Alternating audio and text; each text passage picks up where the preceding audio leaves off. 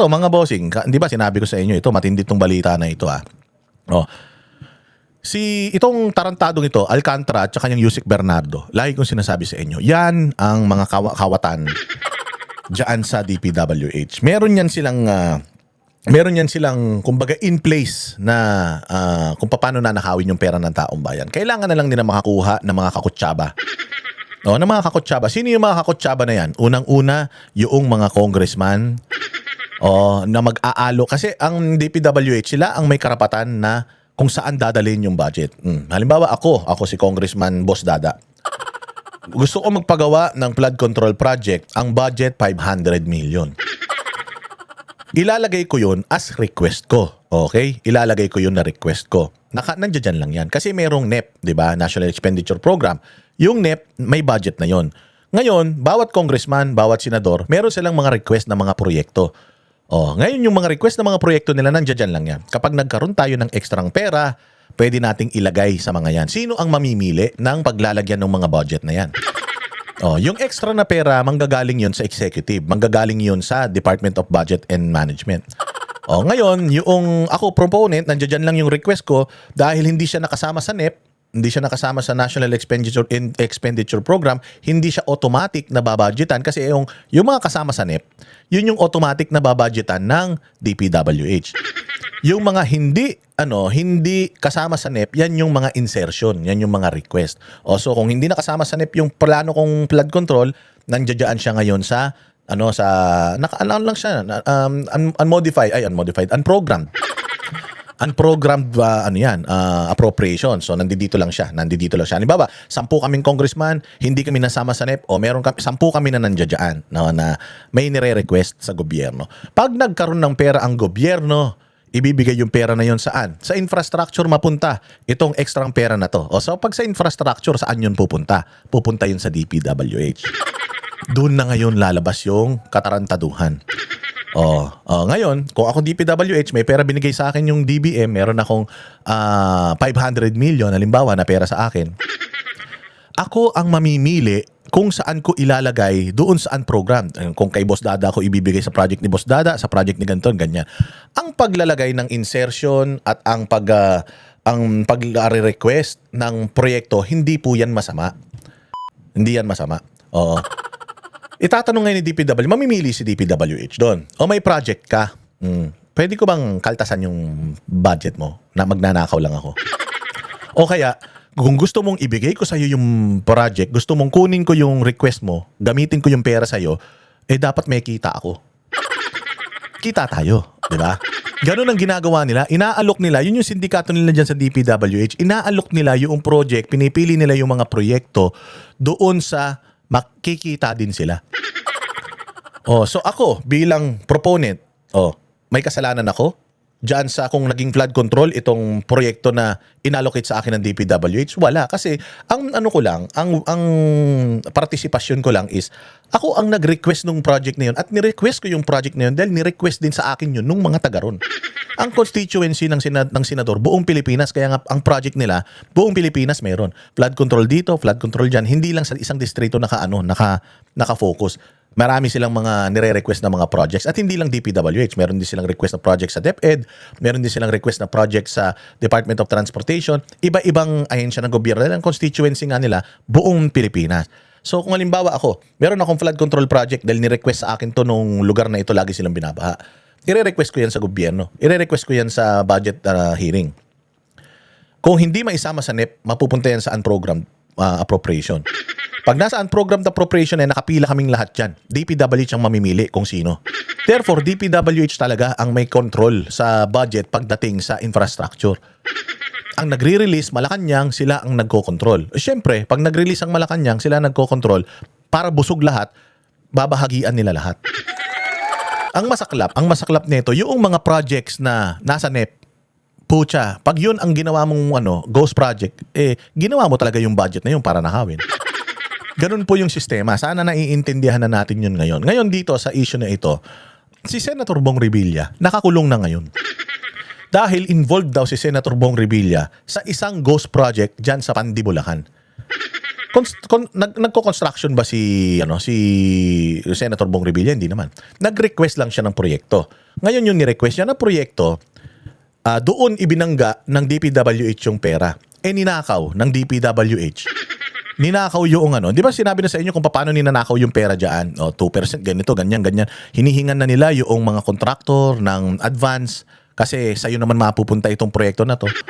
So may mga ganon. So dahil lang si Bong Revilla, ang proponent noong Ghost Project na yon, isinangkot na siya. Kailangan mo ng ebidensya para masabi mo na kinurakot talaga ni Bong Revilla yung pera na yon. Meron ba silang ebidensya na kinurakot ni Bong Revilla yung pera na yon? Wala. Bakit? 1 week na yung bail hearing ni dating Senador Bong Revilla. Meron siyam na testigo na nagsalita diyan sa Sandigan Bayan. Kahit isa dun sa siyam na yon, tinanong kung may partisipasyon si Bong Revilla sa corruption, wala ni isa sa siyam ang nagsabi na yes, si Bong Revilla nag-utos sa akin. Yes, nagbigay ako ng pera kay Bong Revilla. Wala ni isa. Bakit siya yung nakakulong? So dito malinaw mga bossing na si Senator Bong Revilla ginamit talaga siya para masabi lang na merong isa na pro-administration ang nadali sa flood control. Pero katulad ng sinasabi ko sa inyo na kapag ang isang tao sa panahon ngayon nakakulong, walang kasalanan yan. Ang may kasalanan yung mga nagpakulong sa kanya. Mantakin mo si Bong Revilla, hindi yan natatalo sa eleksyon. First time yan, galing yan sa plunder, na-acquit yan sa plunder. Tumakbo yan, nanalo yan, nasa top 10 yan. Ngayon, bakit siya natalo? Natalo siya, either ipinatalo talaga siya dahil gagamitin siya as fall guy dito sa flood control scandal na ito. Pero dito sa balita na ito, mga bossing, malalaman nyo na si Bong Revilla, kawawa, bakit? Dahil lang may history siya ng plunder, napakadali niyang gamitin para sabihin na ng plunder siya ulit. Again acquitted siya sa una niyang kaso ng plunder. Ngayon, ibinalik na naman yon kasi nga nasa isipan ng tao yung dati niyang plunder. Sasabihin lang ng tao, sabi ko na nga ba magnanakaw to . Pero kung titingnan mo, masasabi lang talaga na ikaw ay guilty kapag meron talagang ebidensya laban sa'yo. Hindi ba? Kay Inday Sara, may mga ebidensya silang pinapakita, puro palpak. Dito kay Bong Revilla ang masaklap dahil plunder ito, ikinulong na siya kagad. Nakakulong na siya, pero wala namang ebidensya na nagpapatunay na nagnakaw siya. Ang plunder kasi is no bail. Non-bailable yun. Kaya nakakulong pa rin siya ngayon. Parang din dyan sa kaso ni Pastor Kibuloy na dahil ang qualified human trafficking ay no bail, kaya nakakulong pa rin siya ngayon. So ngayon, nagre-request ang kampo ni Pastor, ang re-request din ang kampo ni Bong Revilla na mag-bail, makapag-post ng bail. Dahil hindi naman flight risk si Bong Revilla. Sumuko naman siya. Kaya nga siya sumuko kasi nga haharapin niya yung kaso. Si Pastor Apollo Kibuloy, hindi rin naman siya flight risk. Sumuko din siya . Hindi naman siya nahuli. Sumuko siya.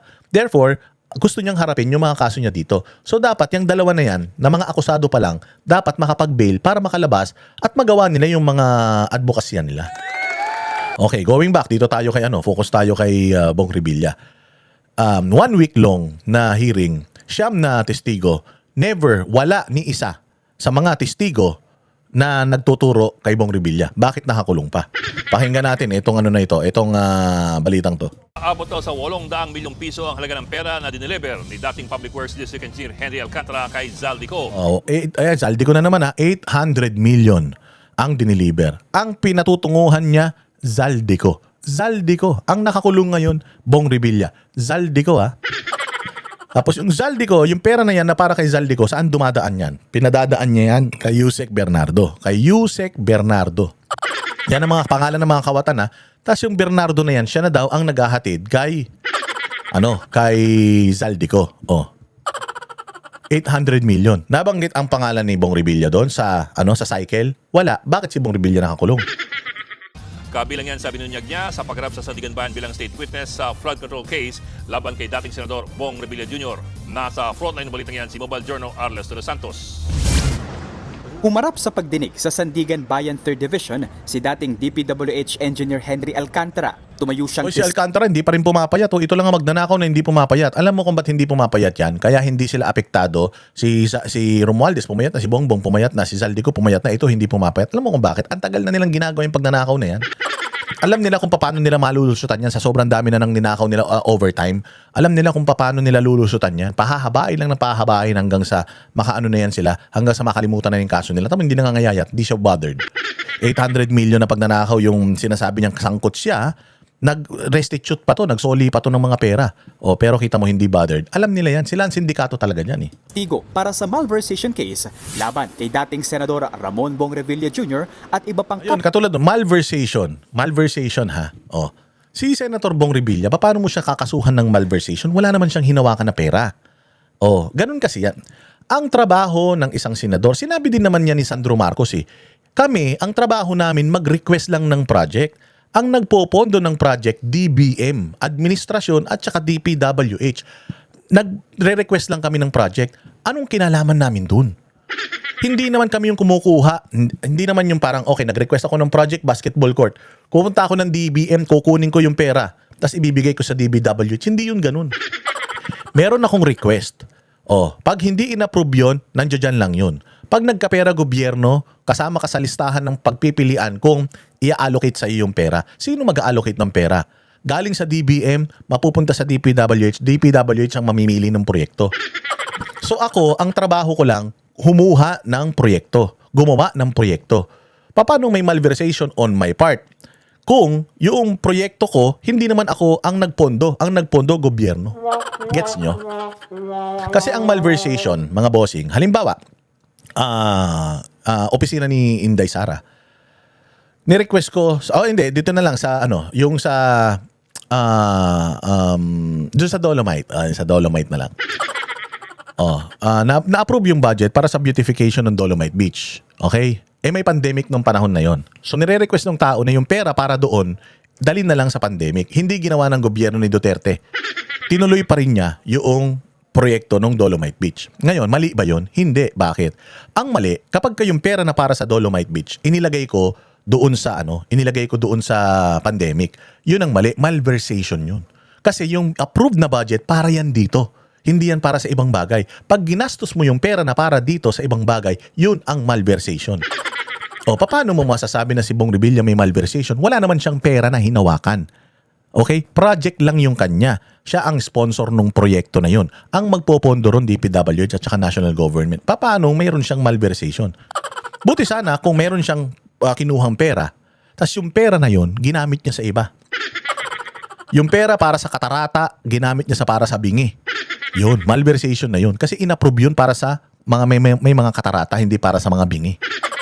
Yun ang ibig sabihin nun. Kaya paanong malversation? Ang labo, di ba? akusado sa umano'y higit 92 million pesos ghost flood control project sa Pandi, Bulacan.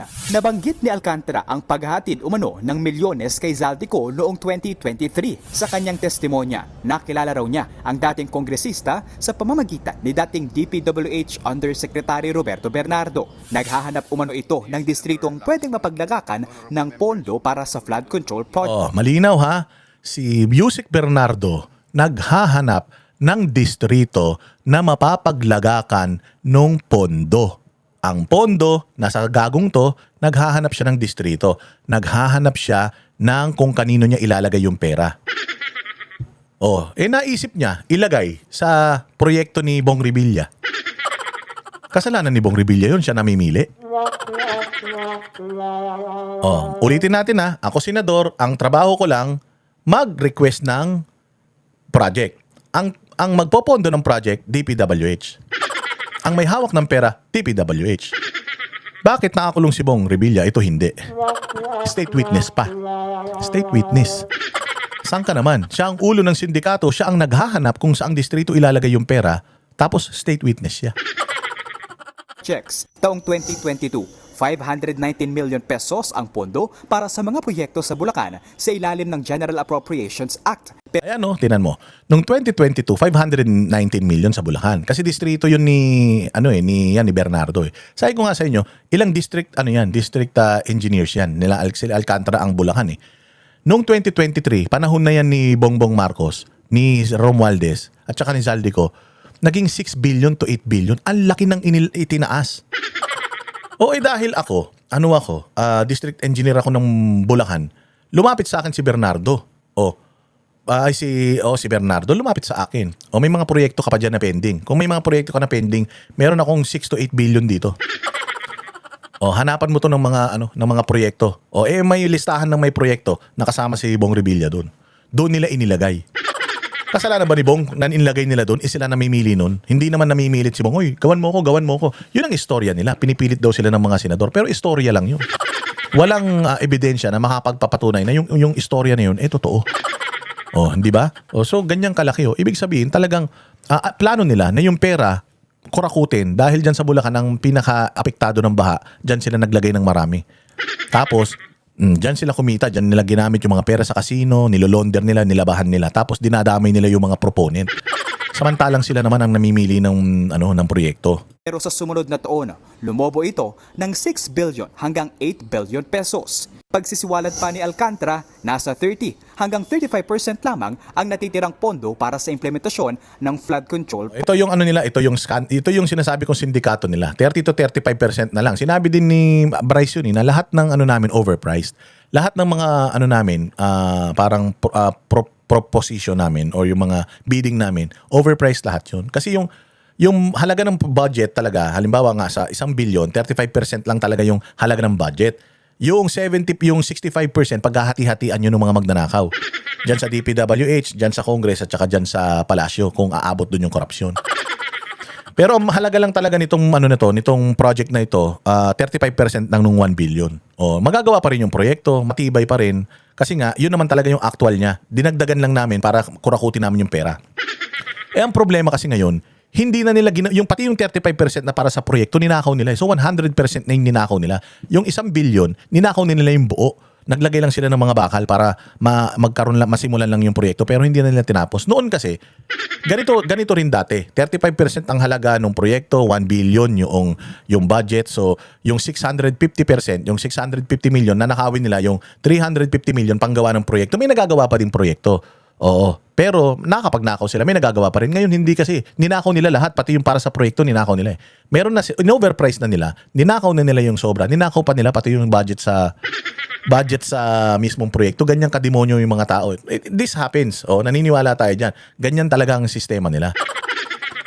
Ngayon, nasan dito si Senator Bong Revilla? Ito daw sinasabing 25 to 30% napupunta sa mga proyekto o proponent. 30% sa royalties retention. Ang tanong, meron bang ebidensya ito? Wala. Walang ebidensya ito. Yun nga yung hinihingi nila Kinulong mo na ako. Anong ebidensya mo na dapat akong makulong? Anong ebidensya mo na sangkot ako dyan? Wala silang maipakita. Yun ang katarantaduhan dito. Kinulong mo na yung tao, wala kang ebidensya. Pero yung mga talagang pinuno nito, ayan, nasa laya pa. Projects, habang 25 hanggang 30% naman ang napupunta sa mga proponent. May bukod namang 30% na mapupunta sa contractors para sa royalties at retention. Nasa 2% naman ang pinakamalaking porsyentong kanyang nakukuha. Nasa 800 million pesos daw ang pinakamalaking halaga ng pera na na-deliver ni Alcantara para kay Ko. Ginisa naman si Alcantara ng kampo ni Revilla kung makukumpirma ba niyang ibinigay mismo sa dating senador ang kickback. Pero pag-amin ni Alcantara, hindi niya alam kung naibigay nga mismo kay Revilla ang pera. I-deliver lang daw kasi ito ng kanyang driver kay Yusek Bernardo. Si Bernardo ang nagsabing si Revilla umano ang proponent. It only strengthens our defense all along. That si former Senator Bong Revilla does not have any participation or any involvement in the so-called alleged ghost flood control project. Very, very false. Klaro ha. Tinanong siya, nag-deliver ka ba ng pera kay Revilla? Hindi po. Yung other 9 na witness, kayo ba nag-deliver kayo ng pera kay Senator Bong? May text message ba kayo or picture, whatever that can na pwedeng idikit kay Bong Revilla? Wala po. Wala Wala. Meron lang silang testimonya na 20 to 35% na pupunta sa proponent. Pero meron ba tayong ebidensya na itong bagay na ito talagang nangyayari? Wala.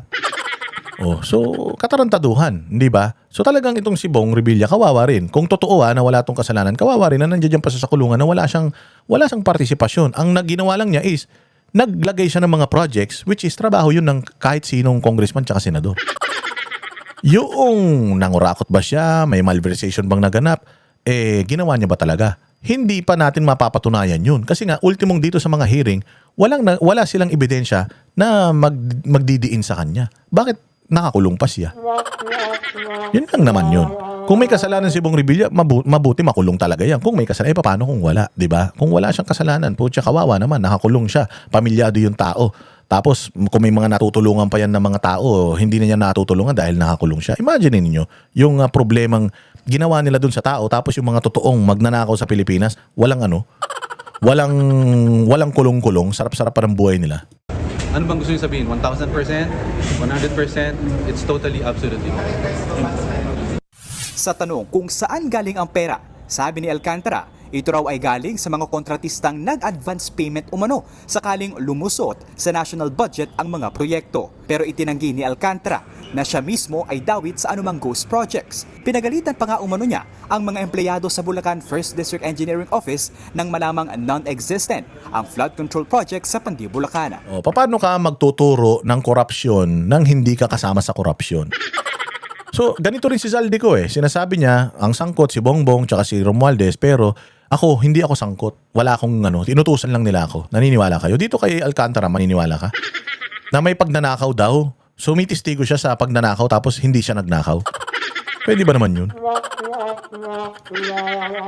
Least guilty ka, pwede. Pero yung not guilty at all, nag-return ka na ng pera, nag-restitute ka ng pera, tapos hindi ka guilty. Sign of guilt yun Kaya nga sabi ko, si Inday Sara, hindi niya dapat isoli yung sinasabi nung COA na isosoli niya. Kasi nga, pag sinoli mo yun, inamin mo na nagkasala ka talaga. In this case, kay Alcantara, nagsoli siya ng pera, di ba? Yun yung pinagmamalaki ng gobyerno. 600 million daw yun na isoli. Nagsoli siya ng pera, pero hindi niya inaamin na may kasalanan siya. Ba't ka nagsoli? So, sinungaling to. Tarantado to. Yan yung mga, talagang mga kriminal dyan sa DPWH. Hindi yung mga nakakulong ngayon. Kasunod ito ng revelasyon ni Pangulong Bongbong Marcos sa kanyang sona noong nakaraang taon. Sa tansya ni Alcantara, mula 2022 ay nasa 10 hanggang 15 beses na nag-deliver siya ng pera kay Bernardo na suma total ay pumapalo ng 1.7 billion hanggang 1.8 billion pesos. Nakatakda namang humarap si Bernardo sa pagdinig sa bail hearing ni Revilla sa mga susunod na araw. Diba? Yan yung sinasabi natin mga bossing, nakatarantaduhan ngayon sa gobyerno natin. Yung mga ikinukulong nila, masabi lang na may makulong sila, vulnerable na mga tao. Yung mga ibinibintang nila corruption, kasi nga may dati ng kaso ng corruption. Ito naman kay Pastor Apollo Kibuloy, ganun din. Dahil nga, kaibigan ng mga Duterte, kaya kung ano-ano yung mga bagay na hindi naman niya ginagawa na ibinibintang sa kanya para lang, alam mo yun, ma-persecute siya publicly ng mga tao. Yan ang problema sa atin, kung sino yung mga nakakulong ngayon. Yan yung mga ginagamit lang para lang masabi na may ginagawa sila at para lang masabi na hindi sila patulog-tulog. Pero sa totoo lang, yung mga totoong magnanakaw, ayan, nagja-jumping jack, nangangayayat na dyan sa mga mansyon nila, pati pamilya, kasama sa kamara. At yung iba pang mga congressman dyan na pahiring-hiring pa tungkol sa korupsyon, pero sila naman yung mga kurakot at mga magnanakaw. Yan ang dapat na hindi natin nakakalimutan, mga bossing. Alright, nakahaba na ito sulit na naman kayo sa akin. Pag nagustuhan mo to, magpakulay ka naman, mag-super thanks ka naman dyan. Follow na sa lahat ng mga social media natin At maraming salamat sa inyong pakikinig, panonood. Mabuhay ang bayang Pilipinas.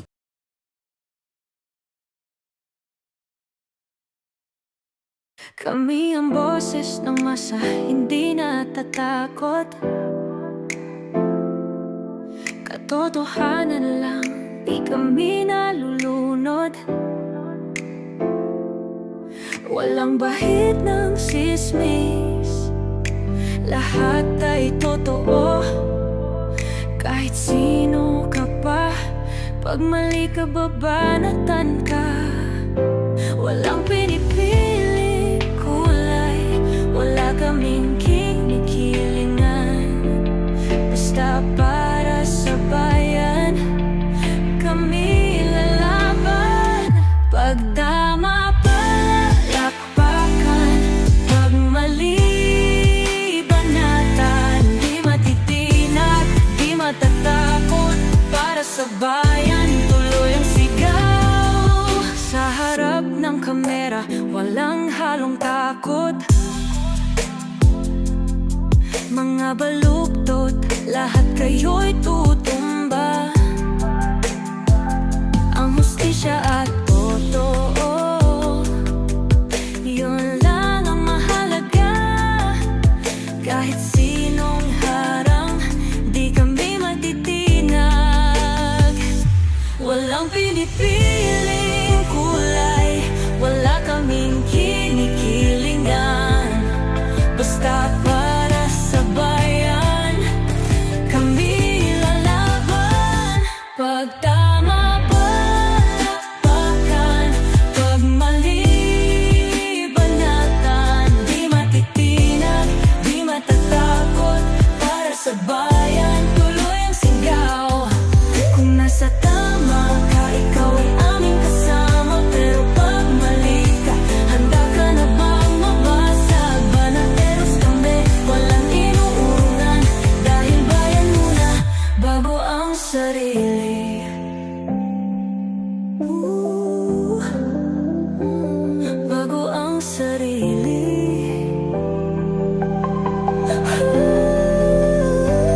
Pag tama palakpakan, pag mali banatan.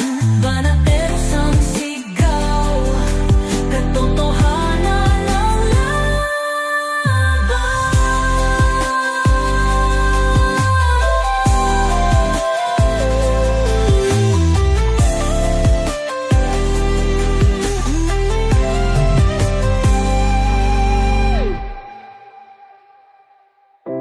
sa harap ng kamera, walang halong takot.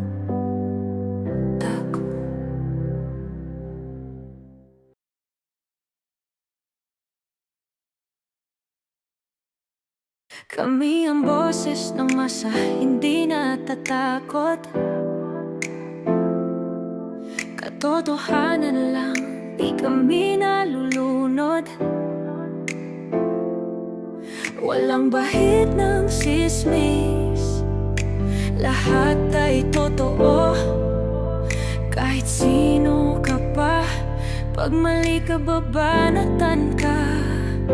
Walang pinipili kulay, wala kaming kinikilingan. Basta para sa bayan, kami lalaban.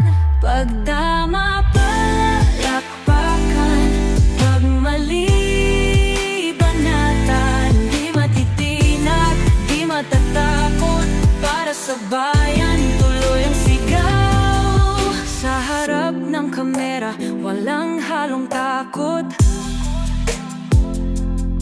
Mga baluktot, lahat kayo'y tutumba.